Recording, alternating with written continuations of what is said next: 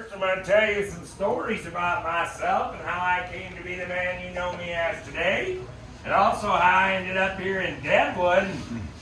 Well, I can tell you it's going to be pretty hard to concentrate on these stories with the cards sitting all idle like that back there, but I'll do my best. Now, when I do get ready to play cards, I'll ask for 4 volunteers out of y'all. So if you want to volunteer, come up here and play cards with me. When I say volunteer, just throw your hand up and say, "Pick me!" And I might pick you. All right. You guys know who I am? Oh. No. Wild Bill Hickok, that's right. Well, He's dead. James Butler Hickok. Most folks nowadays, they do like to call me Wild Bill. Now, like I said, I'm going to tell you some stories about myself, and I may as well start from the beginning. I was born in Troy Grove, Illinois in 1837. Quick, how old does that make me? 39, exactly right. Good job. Now, when I was just a kid, I did grow up in Troy Grove, but I really didn't make much of a name for myself there. I got good at my shooting just because I practiced all the time. But you probably wouldn't recognize me till about 1865. Now the Civil War had just ended. Well, I did fight during the Civil War. I was a scout, a spy, and a sharpshooter for the Northern Army. But when the war did end, I just like everybody else. I needed work. So I took off looking for work. I headed west. Though I didn't get too far west before I stopped in my first town, a place called Springfield, Missouri. Now, Springfield, more of just a stopping point for me, but I did find a card game right away, and if you don't know anything else about me, surely you know that I ain't passing me up a good game of poker. Now, in this game, I played with a fella by the name of Davis Tutt. And Davis, he was a southern boy, and of course I fought for the North during the war, so how we got along well enough to sit across the table from each other, I have no idea. Man, that guy really did not like me at all. But we managed, and we did play for a couple days anyway. Unfortunately, I ended up owing him about $35. Now, $35 being quite a sum of money that I didn't have, and Davis really wanting some collateral, well, I didn't know what I was going to do. All I had was an old pocket watch that my daddy had given me, and I wasn't about to give that up. But Davis, he was relentless. He wanted something to ensure him that he was going to get his money back. So, reluctantly, I did end up giving him that pocket watch, but I told him, I said, "Now, Davis, don't be going around telling everybody how you took that from me in a card game, because that ain't how it happened. That watch means a whole lot more to me than $35, and I'm getting it back."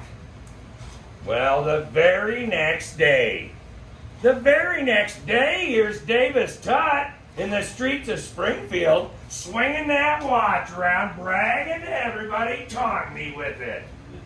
Well, I yelled at him across the town square, told him to knock it off, but he didn't want to listen. He yells back at me, I yell back at him. Then what's he do? He pulls out a gun and he takes a shot at me. Landed right at my feet.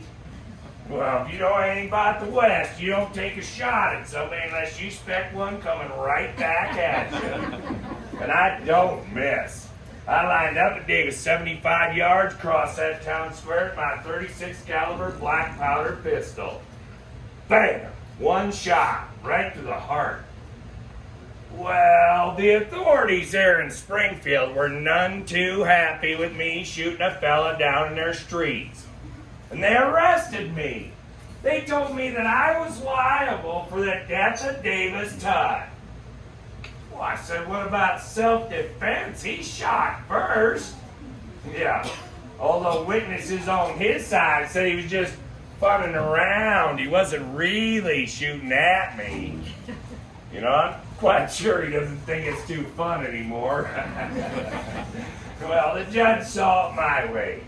Self-defense. I was acquitted there in Springfield, but I did figure it's about high time I got out of town.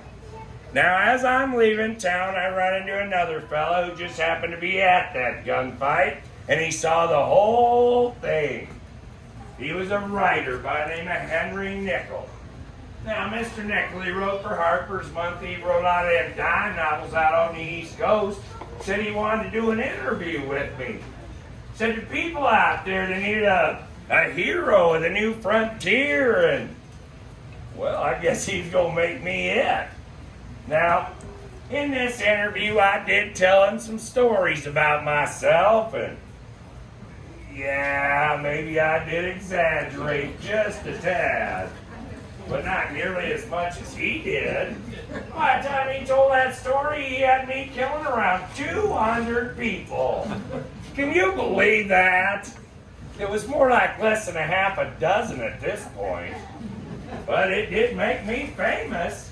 I went from being James Butler Hickok to being Wild Bill Hickok, the Prince of the Pistoliers, the greatest gunfighter the West had ever seen.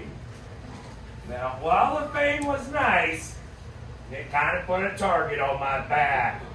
Now, every guy that had a gun wanted to be the guy that shot down the greatest gunfighter. Well, I had to be extra cautious from then on.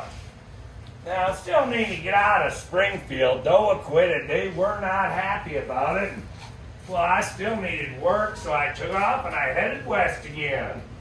Though I traveled across Kansas doing odd jobs just to survive. I drove a little freight for a while, scouted all over that place with the likes of the 7th Cavalry and the 10th Cavalry. And as I'm out there scouting for them boys, well, I noticed a lot of small towns were sprouting up out there. Yeah, it seemed like everybody just kind of headed west on this big land grab, you know? Well, it also seemed to me not a lot of them towns had any law in them to speak of. Kind of gave me an idea, maybe I should be a lawman. So that's what I did. Now, I cleaned up a lot of towns across Kansas, places like Fort Riley, Wichita, Hays City, a couple more. So I ended up in Abilene, Kansas. Now, see, Abilene, it was a rough cattle town. One of the roughest there was.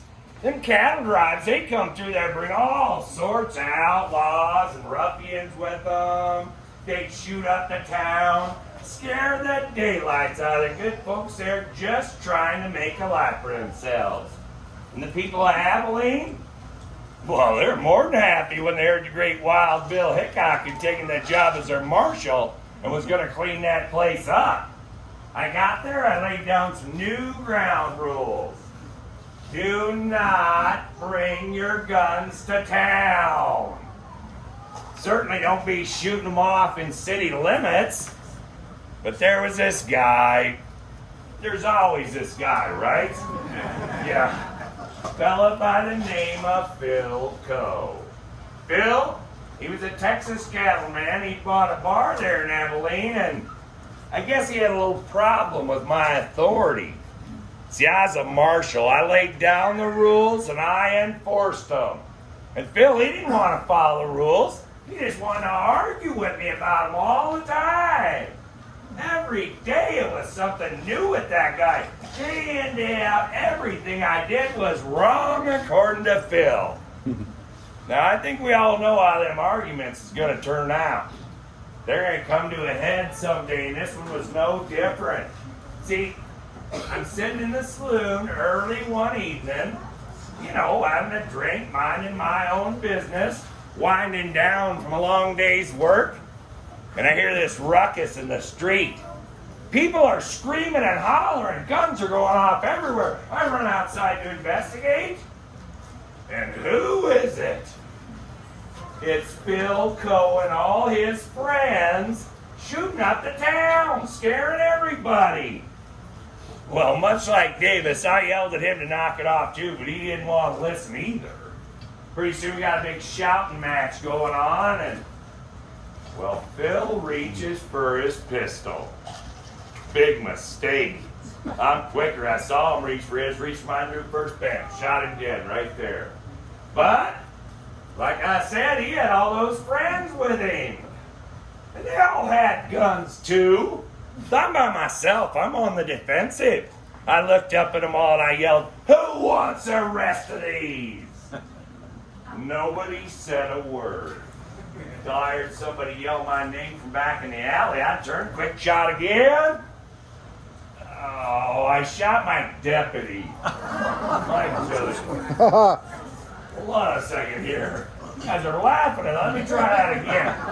I shot my friend, my deputy. Yeah, a little too late for that now. Thanks anyway. That was a bad day. I didn't much want to be a lawman anymore after that. So I gave it up, and I moved on. No, I bounced across Kansas again, doing the things I like to do, trying to make myself feel a little better. I mean, sure, I had a drink or several, but I did find good card games about any town I went to. Now, at this point in my life, after I'd shot my deputy in Abilene, my friends were worried about me. They said I was drinking way too much, spinning out of control, wasting my life away. And, well, they all wanted to give me a leg up of sorts. And when I run into Buffalo Bill Cody, now I know y'all know who that is, but Buffalo Bill and our other friend Texas Jack, well, they come up to me and say, "Bill, we're taking a Wild West show out to the East Coast, and we would be honored if you would join us." Well, not doing much else at the time and really needing some money, I said, "Why not? Let's take that Wild West show out there and show them Easterners just how wild it really is out here." Truth be told, I didn't care for that. No, some people are showmen and some aren't. Buffalo Bill? Heck yeah, there's a showman for you. Me? Oh, not so much. And you know, I did get into a little bit of trouble out there. See, my friend Buffalo Bill, he didn't think it was right that I was drinking and carrying on during the shows, and, well, he took my liquor away. I'm here to tell you, it made me rather ornery. I shot the lights out of Madison Square Garden, shot a couple of extras with blanks, and started their pants on fire because I thought it was funny. Yeah, they didn't. I'd say by the end of it all, my good friend Buffalo Bill regretted every minute of taking me with on that tour. So I saved him the trouble of firing me and I quit. Oh, the West was calling me again anyhow. I had to get back out here. I ended up over there in Cheyenne, Wyoming territory. Now when I got to Cheyenne, well, I found me a card game right away because that's just what I do. Oh, I played for a couple days, was doing pretty good. I look up from the table and in walks a lady friend. Agnes Lake. Now, see, I'd known Agnes for years, and well, when we got back together, it was like we'd never been apart at all. I guess I can tell you folks, I'm rather fond of Agnes. Well, after sitting down with her for a while, talking, catching up a bit, I found out she's fond of me too, so I asked her to marry me. You know what she said? Hell no. Who said no? You guys, come on now. You really think I'd tell the story and she said no? She said yes. Oh, we had a nice little wedding there, and I whisked her away on a honeymoon to Cincinnati. What, do you know, like Cincinnati or what? What are you commending me for my choice? Is that where you're from? No? We'd never go honeymoon there? No? Well, at least it wasn't Cleveland. No, I shouldn't say that. People from Cleveland get mad at me. Anybody here from Cleveland? Oh, what are the odds, right? Well, we did honeymoon in Cincinnati for a short spell, but Agnes, she had work there. She's running a circus by this time, and well, I had to get back out here. So I left her there, and I headed back west. Oh, I figured to myself, Cheyenne seemed like a right fine town. Maybe that's where I'll go start working on a fortune so me and Agnes can retire. Turns out, Cheyenne was not nearly as good to me as I'd initially hoped. No, I went on this long streak of bad luck, you see. I lost all my money at the card tables. I ended up penniless in the streets of Cheyenne. You know what they did to me? They arrested me. They told me I was a vagrant. They told me to leave Cheyenne right now, or you'll spend the rest of your time here in the jailhouse. Now, not wanting to spend a whole bunch of time in the Cheyenne jail, I did heed them warnings and I left. But as I got to the outskirts of town, I ran into this big wagon train. Oh, biggest one I'd ever seen. I look up front, and who's running that thing? None other than my best friend in all the world, Colorado Charlie Utter. You guys know Colorado Charlie? No, some of you do. I see people nodding their heads. The ones that do, great. The rest of you, pick up a book every once in a while. Charlie and I, we've been best friends ever since I was a marshal in Hays City. And when he saw me on the edge of town like that, he got this big grin on his face. He says, "Bill, get on this wagon train with us. Huge gold strike in the Black Hills of Dakota Territory. I tell you what, you come with us. I got a gold claim up there. You can work the claim. I'll drive freight back and forth, and we'll split the money 50-50. Well, being how it was for me there in Cheyenne, that was not a hard decision to make. I hopped that wagon train with him. All sorts of fine folks on there, over 200 of them. 70-plus wagons, all filled with goods for this town right here. Now we headed north out of Cheyenne, spent about a week out on the prairie before we pulled up at Fort Laramie. Now, when we got to the fort, they were excited to see us. Well, at least the colonel was anyway. He come running right out the wagon train and says, "Fellas, oh, it's so good to see you guys. You gotta help me out here. Since these women showed up at the camp, I can't get a thing out of my guys. They don't get any sleep at night. They're staying up all night drinking and carousing with these women. Get them out of here, please." We looked over. Here's Dirty M and Madam Mustache.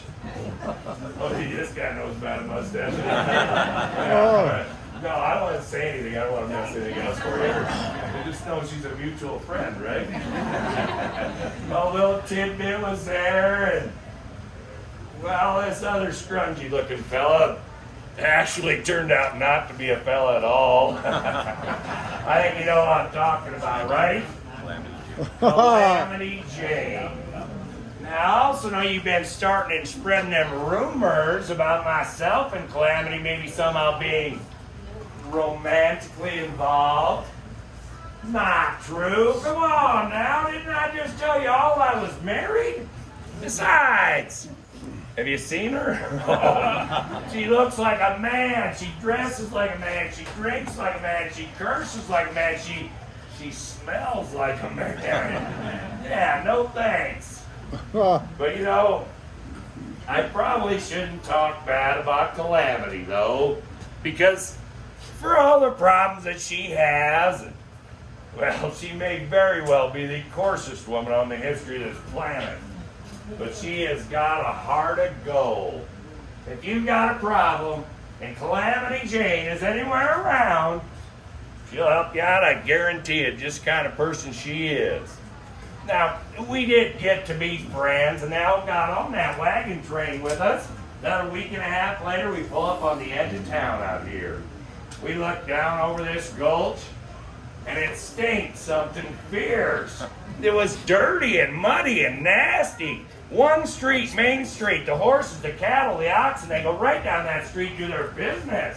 People left their garbage in the street. They left their chamber pots in the street. It was gross. People didn't care. Nobody didn't come here for how it smelled or how it looked. You know why they came here, right? Gold, and lots of it. They were flooding here by the thousands seeking their fortune. Find any gold? No? You probably wouldn't tell me if you did, would you? Wise choice. Because I'm no different than anybody else here. You know, I want my fortune in gold too. I knew I had a working gold claim out there. I went right out and I started working it. And I worked it hard for about 3 hours. Yeah, I found out real fast that gold mining was not for me. But Deadwood being what it is, all the people, the gold, the saloons, the gambling halls. Oh, it didn't take me long to find something else to do in this town. I was downtown playing cards. Well, now I got it done. I looked at them cards. I guess story time's over. I need 4 volunteers now. There's one holding up a beer way in the back there. Let's play. Let's take this guy. Let's take you and you. Come on up. You are my bartender, sir. Yeah? Harry Young. All right, get over here. You are Carl Mann. Nice to meet you, Carl. Good to see you today. You're Charlie Rich, you're over there. Captain William Massey, you're right there. And Harry, you're the bartender. Get behind the bar and get to work. This place is a mess. All right, tell you what, I'm going to talk to these fellas, let them know what it's like to play cards here in Deadwood. Well, I'm pretty sure they know. They look pretty seasoned to me. All right, first of all... Hi, folks, and welcome to the Old Style Saloon number 10. In a few moments, you'll step back in time to witness what happened on that fateful day, first of all, August thank 2nd, y'all for helping me out. I really do 1876, appreciate when it. Wild Bill Here's what's Hickok gonna was happen. gunned down by crooked-nosed Jack McCall. Really fast. The employees of the number 10 will set the scene for you, so sit back, hang on to your sarsaparilla, and we'll start from the beginning. Guys ready? It was during the latter part of August 1875. Frank Bryant and a party of 7 gazed down into a gulch of tangled, broken trees, which from then on was to be known as Deadwood Gulch. They made their way to the bottom and began to pan for gold. Soon the cry of gold echoed up and down the canyon walls. They hastily built a crude cabin east of their find, but nevertheless went on to prospect throughout the northern hills, only to return on November 8, 1875, to post a claim of their discovery. On the very next day, November 9, 1875, a second group filed a claim just short of 3 miles up the creek. This outlined a stretch that was destined to become known as the richest placer claim area, not only in North America, but the entire Western Hemisphere. As news of this bonanza leaked out, the rush was on, resulting in a flood of mankind from all directions. The army could no longer stop the invasion of the fortune hunters. By August 2nd of 1876, Deadwood Gulch, now known as Deadwood City, and often referred to as Sin City, had acquired a worldwide reputation as a booming metropolis. Its surrounding hills and creeks were loaded with gold. Even greenhorns were said to be able to find nuggets, well, as they put it, bigger than horse turds. Its streets were lined with substantial businesses, offering everything from an opera house to dance halls, saloons and banks, stores of every sort, but mainly saloons and gambling dens. Deadwood Gulch was jam-packed with every variety of mankind, good and bad. The likes of Wild Bill Hickok, Seth Bullock, You own this place, Carl. Calamity It's a great Jane, place you got Colorado here. Charlie Thanks for Utter, hosting the California game. Joe, and Preacher Smith. Somewhere between 4,000 to 6,000 of them. They came with greed or lust and high ideals, but the frenzied excitement that Deadwood provided well satisfied their pioneer spirits. Two guys named Nuttall and Mann couldn't picture themselves seeking their fortune as prospectors, and instead built a house on their placer claim, number 10, which became known as Saloon number 10. On the morning of August 2nd, 1876, Harry Young was tending bar in the number 10. Simple enough. All right, thanks again for helping me out. His hair was greased, as was customary for bartenders in gold camps. This was essential as part of a method used by bartenders to collect a little extra loot for themselves. Before reaching into a prospector's poke for a pinch of gold to collect for a given whiskey, the bartender would rub his fingers through his greasy hair, thus oiling them well.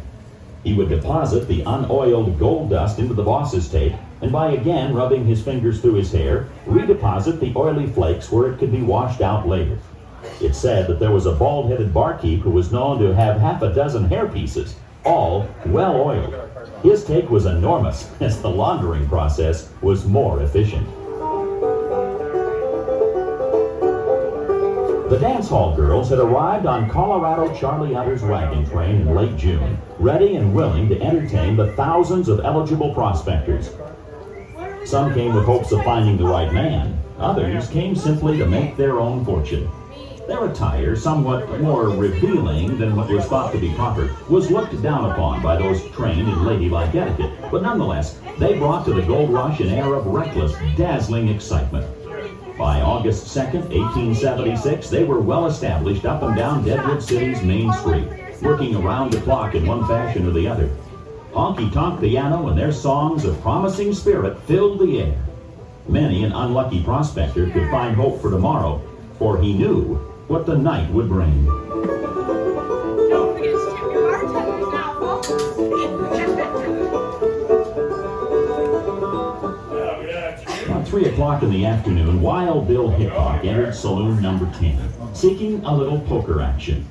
Charlie Rich, a gambler from Cheyenne, How's the game Carl going? Mann, owner of saloon number 10, Deal me and in, I'll be Captain there in a Massey, second. I a gotta get a riverboat drink. captain from Missouri, John, who whiskey, engaged Harry. in a game of draw poker and were quick to invite Bill to join them. Not bad. This is good stuff. Yeah, Wild it is. Bill's reputation demanded that he be exceedingly cautious. For instance, he never liked to sit with his back to the door. The vacant seat was so located, and a lively debate between Thanks. Charlie Rich and Bill resulted in an attempt on Bill's part to Charlie? get Charlie's What are chair. you doing in my chair? Not your chair. Yes, it is. Charlie, you know I sit there. Get out. Bill was not given his request, and grudgingly, with great hesitation, took the empty chair. But after a few minutes, he stood up and again asked Dang it, Charlie Charlie, for I his can't sit chair. here and you know it. Now get out of that stinking chair now. Nope.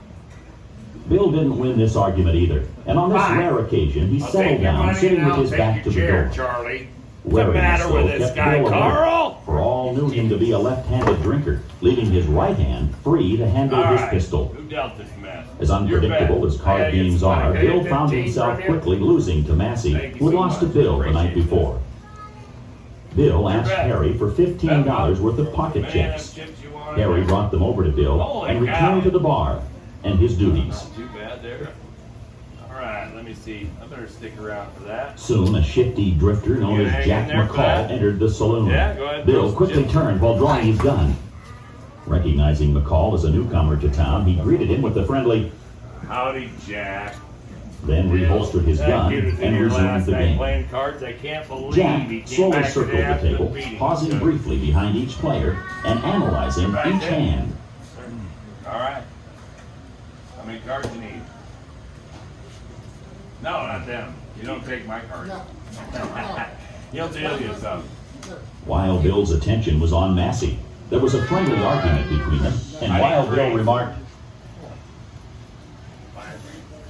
All right. How about you, upon Carl? How many returning cards you directly need? behind You Wild gotta throw Bill, two suddenly away. Jack McCall, And just keep all your cards. Hey, you dead. Oh, my dang old arm. the bullet struck Bill in the back of the head, coming out of his left cheek, and lodged in Captain Massey's left arm. Let's get it out. Discovered soon after, the cards Bill was holding were aces and eights, forever known as the dead man's hand. All fled the saloon except Carl Mann, who was held at bay by McCall. Jack snapped the trigger of his gun several times. It failed to fire. He then ran out the door and up the street. He was found hiding in a building behind a butcher shop. Later on in the day, he was tried in a minor's court. The jury, being tainted and influenced by a deceitful defense, found McCall not guilty, and he was released. This decision not only outraged the judge, but also the general populace. McCall left the camp in haste. Upon reaching supposed safety in Wyoming, he began bragging of his ignoble deed. Word of this reached the U.S. Marshal, who tracked McCall down, arrested him, and sent him to Yankton to be tried again in Dakota Territory. It was determined, since the first trial was held in Indian Territory, that it was not legal. McCall was found guilty and hung for his cowardly crime. He was buried in an unmarked grave on the edge of town. Later, as the town grew, the cemetery was moved. As the coffins were opened, one corpse was found with a rope around its neck. It was easily identified as Jack McCall, the assassin of Wild Bill.